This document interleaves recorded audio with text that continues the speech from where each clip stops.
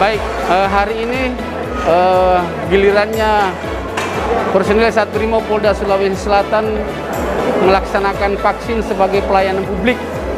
Jadi kami sampaikan bahwa vaksin ini halal, aman, kemudian tidak berdampak sama sekali. Jadi diharapkan kepada seluruh rekan-rekan, teman-teman semuanya, seluruh masyarakat, jangan takut untuk divaksin. Ini untuk kita semuanya. Aman.